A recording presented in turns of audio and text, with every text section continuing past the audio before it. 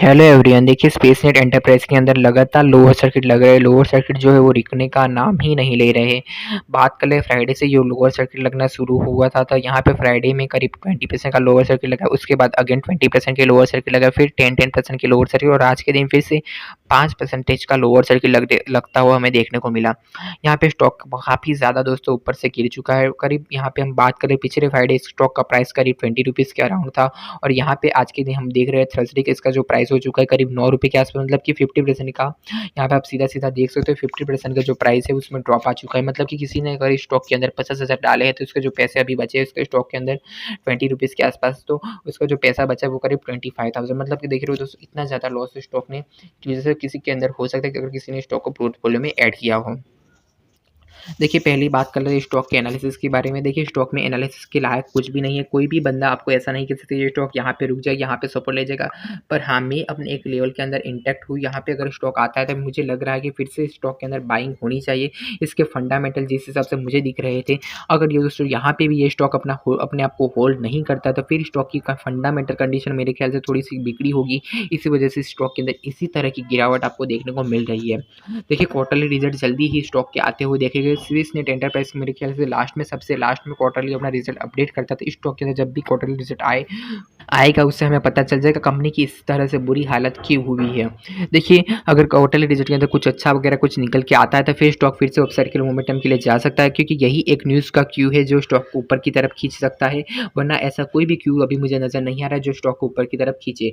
देखिए बात करें अगर स्टॉक फिर से चलना भी शुरू करता है, तो यहाँ पे मैं समझा दूँ, स्टॉक अगर फिर से ऊपर की साइड जाएगा तो स्टॉक के ऊपर की साइड के लिए भी 5% के ही सर्किट यहाँ पे लिमिट सेट होगी, क्योंकि यहाँ पे जिस तरह से स्टॉक गिरा है इस तरह से वोलेटाइल मोमेंटम की वजह से, अगर ये आपको पता होगा अगर आपको लग रहा होगा आपके एवरेज प्राइस के आसपास स्टॉक जाएगा, तो वो फिर भी 5% के आसपास का ही लोअर जो अपर सर्किट भी लगेंगे, उसके भी चांस जो काफ़ी ज़्यादा कम है कि अपर सर्किट स्टॉक के अंदर लग जाए।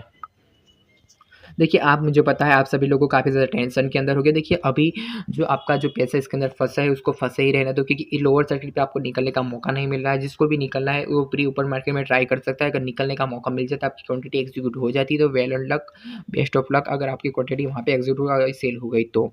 पर यहाँ पे जिस हिसाब से लगातार लोअर सर्किट लग रहे हैं, तो आपके जो माइंड को आपको थोड़ा-सा क्लेम करने की ज़रूरत है दोस्तों। ध्यान रखिए दोस्तों, आप ही इंसान हैं, आप इंसान से कोई भी हो एक बार गलती हो जाती है। अभी इस गलती से आपको सीखना है। आपको कभी भी ऐसे पेनी स्टॉक में इन्वेस्ट नहीं करना जिसकी जो है यहाँ पे आपको पता नहीं है फाइनेंशियल कैसे, इसके अंदर प्रोमोटर होल्डिंग कैसी है, एफआई वगैरह कैसे है, सब कुछ पता ना हो तब तक इस स्टॉक के अंदर इन्वेस्ट मत करो। और अगर इन्वेस्ट कर रहे हैं तो पर्टिकुलर एसेट के साथ इन्वेस्ट करो। ऐसा मत करो कि यहाँ पे स्टॉक आप होल्ड ही रख रहे हो कि कोई भी लेवल के आसपास आ जाए, यहाँ पे आप निकल गए। नहीं कि देखिए किसी ने यहाँ पे ऊपर यहाँ पे इन्वेस्ट किया, तो मैं एक एग्जांपल के थ्रू ले रहा हूँ। ओके, मान लीजिए किसी ने यहाँ पे ऊपर की तरफ की रैली के अंदर यहाँ पे टॉप पे एंट्री ले ली। ओके, करीब 36 रुपये के आसपास भाव के यहाँ पे एंट्री ले ली। यहाँ पे स्टॉक ने उसको मौका दिया, ये नीचे आ चुका, उसके यहाँ पे प्रीवियस लो के आसपास आ चुका है, उसमें मौका दिया स्टॉक ने कि यहाँ भाई निकल जा, यहाँ पे मैंने बॉटम लगाया है, फिर से यहाँ पे मैं लो ब्रेक कर सकता हूँ। तो यहाँ पे उसको मौका दिया, फिर से ऊपर की साइड गया, उसने वो फिर भी बंदा चलो मान लेते, वो बंदा फिर भी नहीं निकला। फिर से इसने यहाँ पे लो टच किया, इसने कहा भाई निकलना है तो निकल जाना, वरना फिर मैं यहाँ पे ऐसे नीचे गिरने ही वाला हूँ। फिर क्या किया इसने, फिर उसने अपसाइड के लिए यहाँ पे ट्रेड तैयार हो रहा है, ऐसे यहाँ पे इसकी कैंडल बनी। तो फिर से क्या हुआ, फिर से ये इसने जो अपना लो वगैरह ब्रेक किया, फिर से वो नीचे ऊपर की तरफ आ गया, फिर से यहाँ पे लो ब्रेक कर दिया, और यहाँ पे जो लोग यहाँ पे बाय कर रहे थे उन लोगों को पहले फंसाने का काम हो चुका है। ओके, यहाँ पे उन लोगों को फंसा दिया, फिर यहाँ पे ट्रैप किया, जो लोगों ने सेल किया उनको भी फिर से ट्रैप किया, ट्रैप करने के बाद यहाँ पे लोगों को फंसा के फिर से नीचे आ चुका है, फिर से यहाँ पे ऊपर की साइड गया, फिर से नीचे आ चुका। यहाँ पे आपको पता होगा यहाँ पे काफ़ी ज़्यादा रेंज में काफ़ी ज़्यादा देर तक यहाँ पे स्टॉक ने ट्रेड किया था। ट्रेड करते करते यहाँ पे ये जो अपना जो फ्लैग पैटर्न कहते हैं ना दोस्तों, वो फ्लैग पैटर्न जो है डाउनवर्ड यहाँ पे कन्वर्ट हो चुका, और यहाँ पे स्टॉक में लगातार इसी स्विंग से दोस्तों गिरावट देखने को मिली। स्टॉक ने आपको दोस्तों ऐसा नहीं कि आपको बताया नहीं है वो नीचे जा रहा है, यहाँ पे उसने बार बार स्टॉक के अंदर बताया कि ये नीचे जा रहा है। पहली बार ये स्विंग लगा, यहाँ पे ये हाई लगा, ये हाई लगा, ये हाई लगा। स्टॉक में ऐसा नहीं कि आपको जिससे मतलब कि मैं मानता हूँ तो फ्राइडे से किसी ने यहाँ पे अगर होल्डिंग की वगैरह अपने पोजीशन की ट्राई की, तो वो बंदा यहाँ पे एग्जिट नहीं कर पाया होगा। क्यों नहीं कर पाया होगा, क्योंकि यहाँ पे उसको एग्जिट का मौका नहीं मिला, उसे ऐसा नहीं लगा, कोई यहाँ पे ऐसा लगा उसको पता नहीं होगा, इस वजह से मैं मान सकता हूँ वो यहाँ पे होल्डिंग अपनी पोजीशन रख सकता है। पर जिसके पास अभी होल्ड है दोस्तों, शांति से यहाँ पे होल्ड कीजिए। अपना जो पैसा फंसा है इसके अंदर थोड़ा सा निकलने में हो सकता है आपको पैसा जो है वो रिकवर भी हो जाए, या तो फिर रिकवर होकर ज़ीरो भी हो सकता है। देखिए अभी आप अपने जो पैसे कुछ ऐसे स्टॉक में लगाएँ जो स्टॉक में मल्टी बैगर रिटर्न की पॉसिबिलिटी है। मार्केट अभी काफ़ी ज़्यादा डिस्काउंट के अंदर मतलब कि नीचे गिरा हुआ है, तो आप वहाँ पे ऐसे स्टॉक के अंदर इन्वेस्ट कर सकते हो अगर आपके पास पैसा हो तो। या फिर आप म्यूचुअल फंड वगैरह को यहाँ पे सजेस्ट कर सकते हो, क्योंकि आपके पास अगर अ, ऐसा नॉलेज नहीं है कि जैसे आप स्टॉक ऐसे ही स्टॉक पसंद करते हो, तो आप म्यूचुअल फंड भी एक सेकंड ऑप्शन रहता है, वहाँ पे भी आप अपने इन्वेस्ट कर सकते हो अपने मनी को। पर अपने जो मनी है, हार्ड मनी, उसको ऐसे वगैरह स्टॉक में मत डालना फिर से पेनी वगैरह स्टॉक के अंदर, जिसके अंदर आपके जो पैसे हैं वो घटने के चांस ज़्यादा हो। तो आज की वीडियो में इतना ही। दोस्तों कैसे कोई बाय ले और कोई इनिशिएट ले और कोई स्टॉप लॉस वगैरह नहीं बता रहा हूँ, क्योंकि स्टॉक के अंदर ऐसा कुछ बताने का लायक ही नहीं। मैंने सिर्फ आपको गाइडेंस देने का काम कर रहा हूँ कि आपको यहाँ पे क्या आगे करना चाहिए।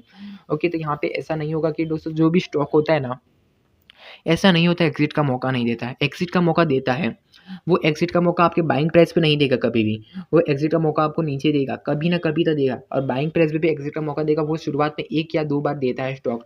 कोई भी स्टॉक में अगर आपने एंट्री कर लिया, आप अपने माइंड से पूछना इसने आपको एग्ज़िट का मौका दिया था या फिर नहीं दिया था।